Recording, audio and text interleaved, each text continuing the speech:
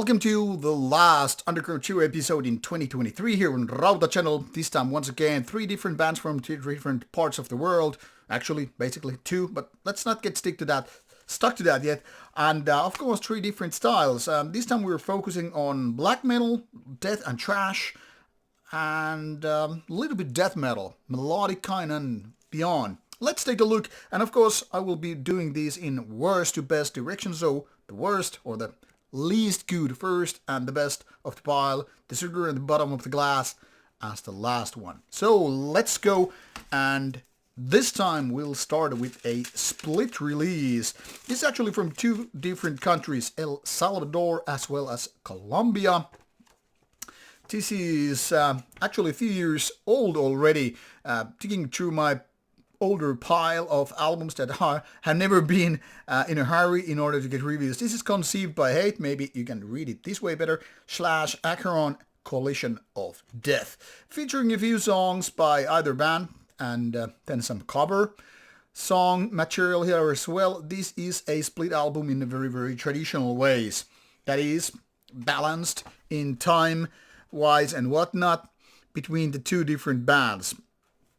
And these bands have been active ever since. This was released, I think, 2015 originally, and since that the bands have been active, and now they have more than 1 album out. I think, if I remember correctly, 3 to 4 albums by either band nowadays. But when this came out, I think there was more like 1 album out by each band.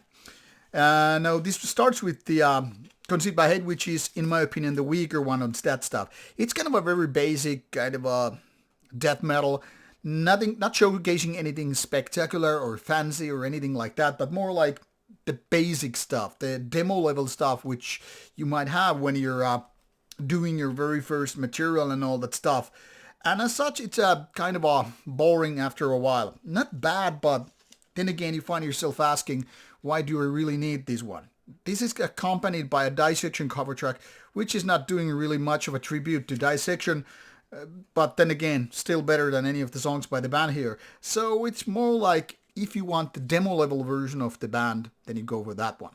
Then we have this Akheron, which is more on the melodic death metal side of things. It's still very much death metal, not really In Flames or anything like that, but still kind of a lukewarmish approach to the whole genre. Showcasing the band with the early steps and all. This is something that you will dig into if you're into cult material of the band. But if you're like waiting for the proper releases and all that stuff, you can just let this hold for a bit and go for the full albums, and then maybe you will enjoy it. But yeah, both bands are active, so check out the links provided in the description box if you want to know more. Then we have a band called Disorder. Now, mind you, there are plenty of bands in the world with the same name, so it might not be easy to find it, but if I recall correctly, this one is the El Salvador one. That is, I don't trust always my memory. This is actually related to Conceived by Hate band, and I'm not exactly sure which band is which side project, because these are kind of overlapping. Now, this style is a little bit different. This is old school death trash, actually quite old of a band. So I guess this is supposed to be the main band here. And this is way more groovier than Conceived by Hate. So definitely sounds like the main band, really. And with some 30 minutes and 10 some, this is doing the kind of a basic stuff in the genre. Very easy to listen, very easy to kind of enjoy and dig and all that stuff. But also a little bit kind of a basic in the sense, doesn't really have those killer songs. But that being said, I think this album is actually pretty decent. Don't know how to pronounce properly, but Organ Ogilth, something like that. And Organ Ogilth is, you know, the kind of a B-level stuff. I don't mean it as a bad, but I mean, there's clearly the bigger grade bands, which are really the killer, the leaders of the genre. And then there are bands like this, which is easily to forgotten. But then again, if you really like spin this CD for a couple of times, you will understand that it's not actually bad.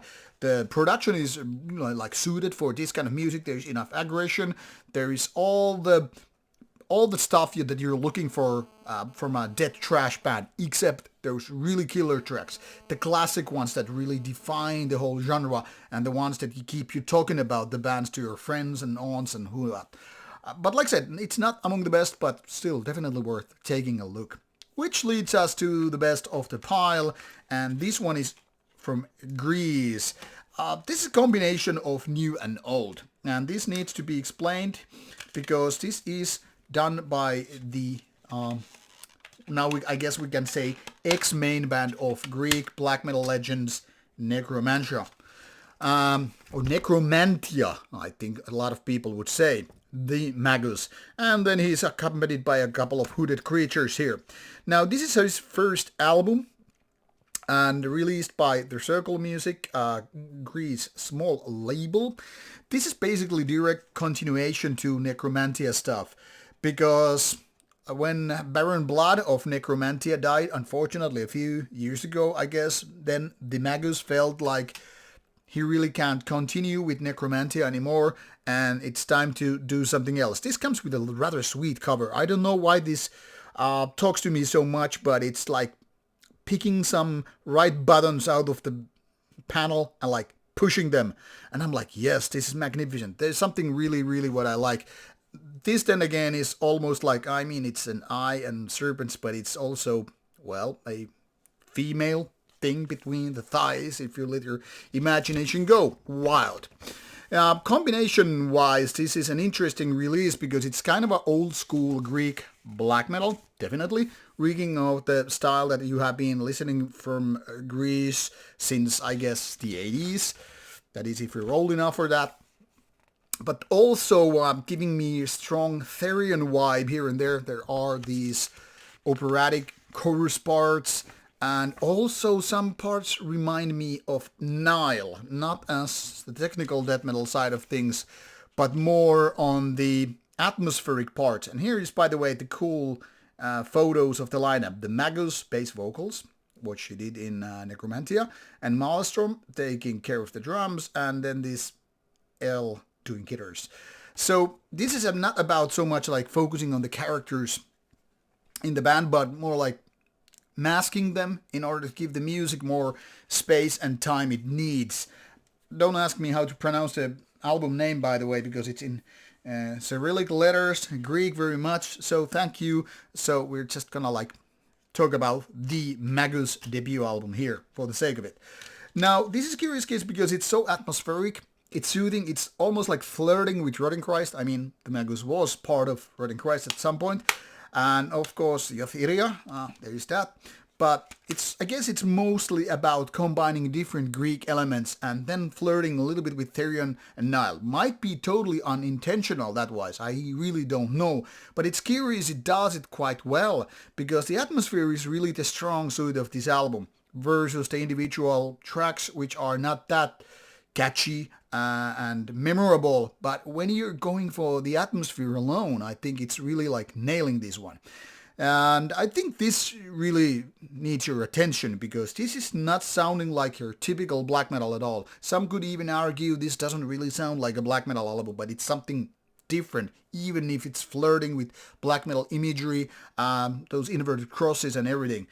I find this rather interesting, but I still think this is something of an introduction to whatever bigger is bound to happen later on, because I think the Magus has it, but this is not the album he will be remembered for. And I'm not even talking about the previous bands with their previous albums. I just think something is stirring up with the Magus one, and it will be remembered on later on, even with, for the better songwriting. This is an introduction to that, I hope, and I guess.